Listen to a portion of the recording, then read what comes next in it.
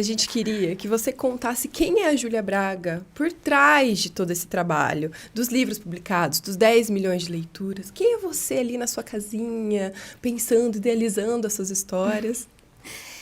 Então, eu sou uma pessoa muito tímida e, assim, desde pequenininha eu gostei muito, eu sempre me entreguei para os livros, assim, né? Foi sempre um refúgio para mim. E desde pequena eu sempre inventei histórias na minha cabeça, né? Então, quando eu comecei a escrever, eu comecei a colocar no papel as histórias.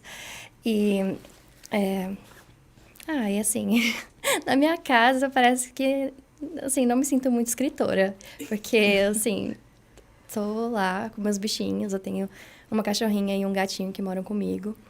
E sou muito tranquila. Você sempre gostou de ler? Sempre gostei de ler. Paixão. Sempre gostei de ler. Sempre gostei de... Na verdade, mais que ler, eu sempre gostei de conhecer histórias. Uhum. Então, assim, seja em filme, em... sei lá, até músicas, assim.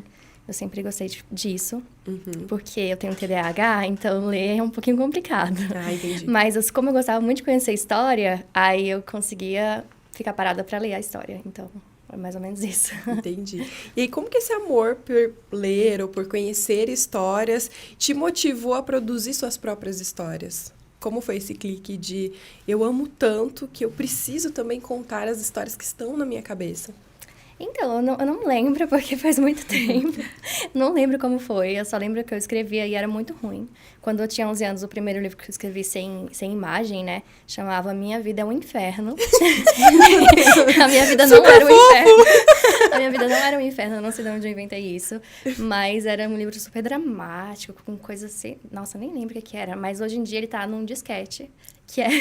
Gente, vocês sabem o que é um disquete? Dependendo da idade, não, né? Eu acho que tem Assustador muita gente que isso. tá assistindo, a gente não faz ideia o que é um disquete. Muita. É. Como que explica, né? Eu ia tentar explicar, mas deixa quieta. É tipo um CD mais antigo. Bem mais antigo. E não cabia só um arquivo de Word em cada um. Nossa. Então, era desse jeito, minhas primeiras histórias. E eu não lembro exatamente por que eu comecei a escrever, mas eu acho que é porque me incomodavam essas histórias na minha cabeça. Eu queria que outras pessoas... Não queria que outras pessoas vissem, mas eu queria tirar de mim. Porque no começo eu tinha muita vergonha que outras pessoas lessem, então eu não deixava ninguém ler. É bem típico, né, de quem escreve, assim, em casa, deixar escondidinho, assim. E como que foi pra você, né, de uma pessoa que tem muitas histórias na cabeça e começou a escrever porque queria colocá-las no papel e tirar, né, colocar pra fora, pra virar, de fato, uma profissão, né? Como foi esse processo de gostar de escrever, publicar na internet e, posteriormente, ter, de fato, uma profissão, né, ser uma autora? Ai, foi muito aos pouquinhos, assim, porque eu, no começo, tinha tanta vergonha, né? Aí, eu acho que só quando eu tinha uns 15 anos que eu comecei a postar na internet minhas histórias. E aí, eu fui tendo alguns leitores. Eu lembro que a primeira que eu consegui concluir, eu contava todas as pessoas que comentavam e foram 50 pessoas. E eu fiquei, meu Deus, 50 pessoas leram meu livro e tal. Mas aí, era só um sonho, assim, né? Tanto que eu publicava com um fake, com pseudônimo que não era eu, e eu não queria que ninguém da minha vida real soubesse que as histórias eram minhas.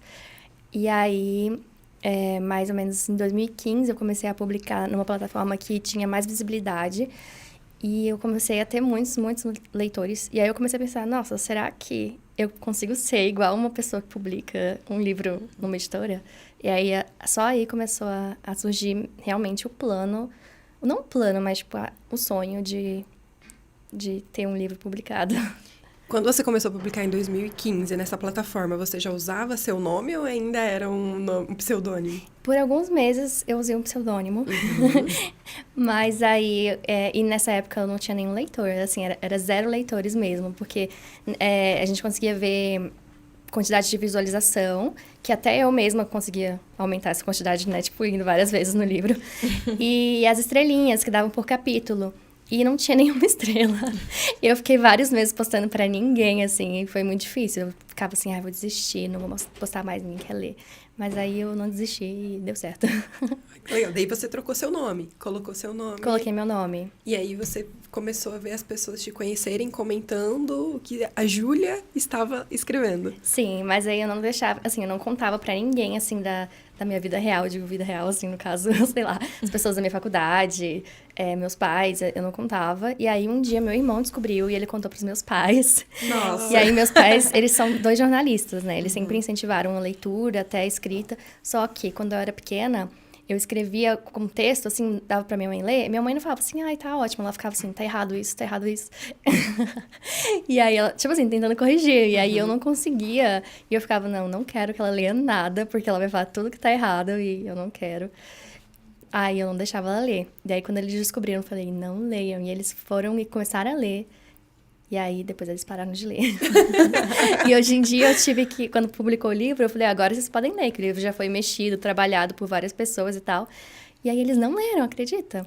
Aí, meu pai, nesse último livro, O Para Sempre Seu, eu impliquei tanto com eles, que aí meu pai foi e leu.